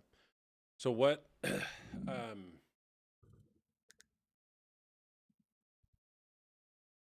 What do you think has formed this belief, your belief system around healthy sex, the way you would define it? I don't think I have one. Why is that? I also had issues with my father and my mother for different reasons. And like, I think a lot of their trauma is with me. I really do. I'm actually in EMDR for it.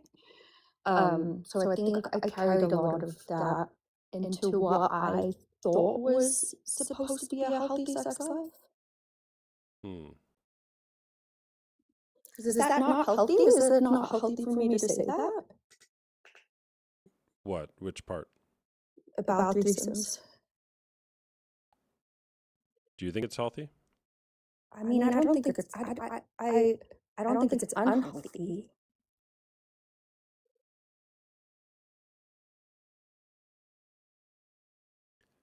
It does bring me, like, it brings me joy. You don't have to be specific, obviously. But is there some sort of correlation with something that happened when you were younger, something you saw or experienced, to the whole threesome thing? Yeah. Okay. Do you want to talk about that, or? No, I don't. Okay. Yeah, that's fine. So, is it possible that behavior may be normal for you based on what you saw and healthy for you in the way you're orienting to it, but it may not be, I'm going to language this broadly on purpose, but the most desirable, that's not the right word. Mm-hmm. the healthiest way for people to have a relationship? Okay. Why?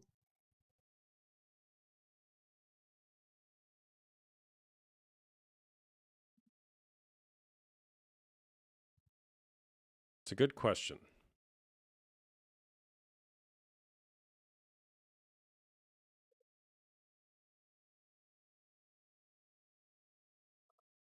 Why do you think, generally speaking, monogamous relationships are the ones that we see most commonly in society?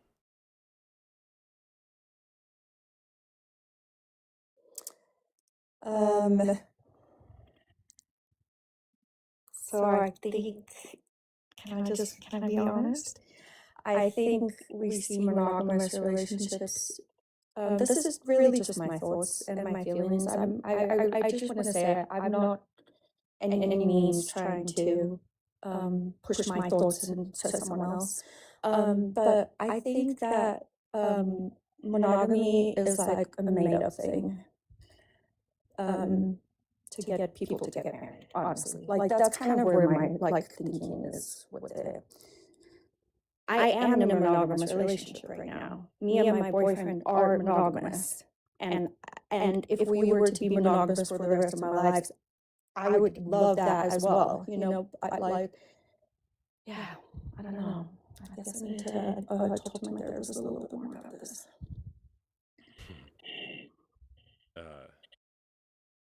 Do you think monogamy is a made-up thing? I didn't explain that correctly. No. Monogamy is real. I think monogamy is real. Sorry. No, I'm having a hard time explaining what I'm trying to say here. I am in therapy. I am in weekly therapy. So I think this is something that I need to do a little bit more of deep diving with my therapist. Okay. Yeah. Well, why? Why do you think you might need to deep dive that a little bit more? Because I've never thought about it from the way you're making me think about it now. It's the first time I've thought about it. And the way that I'm thinking about it now feels like the right way. That feels more right. And that way being what?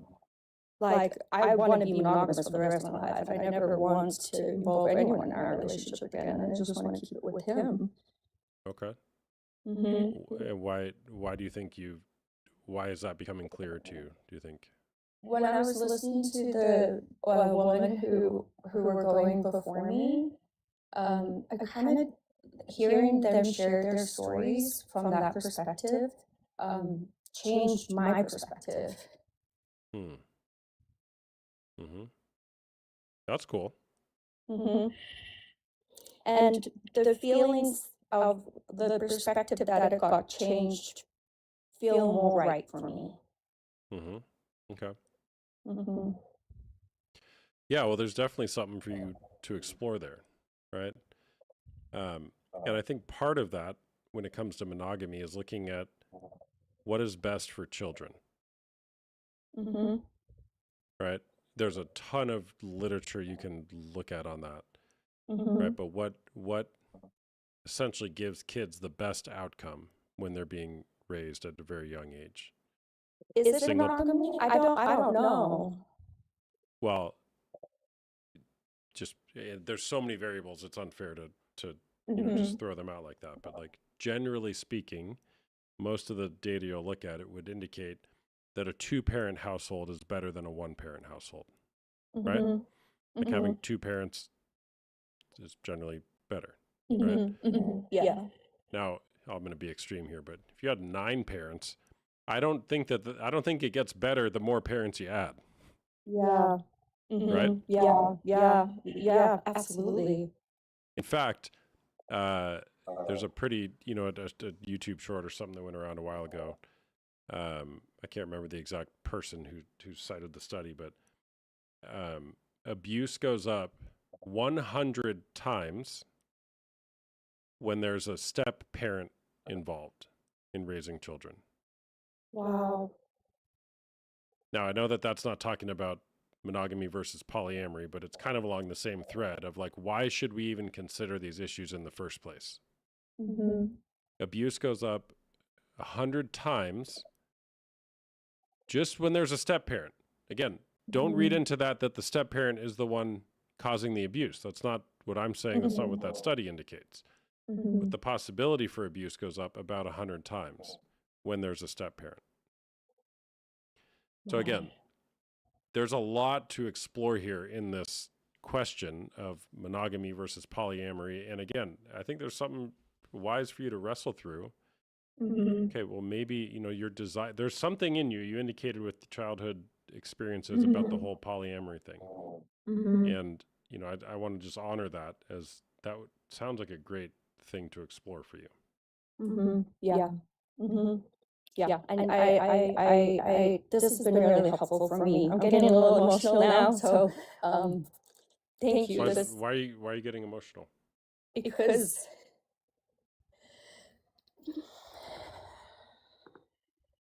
I know where it's coming from, and it sucks that I'm realizing this is an adult, like, yeah. Yeah, so thank you for sharing that. It's been hard. It's been really hard. Working through it. It's only, I've just barely begun working through it. So I'm at the very beginning stages of my therapy, so I've still got a long way to go. Hearing stories from like this and being able to hear people here, it's very helpful. It's been good for me. Thank you. Thank you for sharing that. All right. Anything else you want to share? No, thank you for giving me the opportunity to speak. I appreciate it. Yeah. Thank you for sharing. Thank you. All right. Bye-bye. Bye. All right, chat. Great being with you all today. Give me a follow again if you like my content. If you want to come back sometime, chat, you're welcome to. I'm a coach. I do one-on-one coaching as well as group coaching for men and women and couples. Go to link in my bio if you're interested in that. You can schedule a free private call, not live on TikTok if you'd like, using the link in my bio. Look forward to chatting with you and anybody else who wants to come on and share sometime. Again, my name is Austin Hamilton, also known as the Pxrn Coach, and I would like to invite you to make it a great day today, or not. The choice is always yours. Okay? Thanks for being here. We'll see y'all next time. Bye-bye.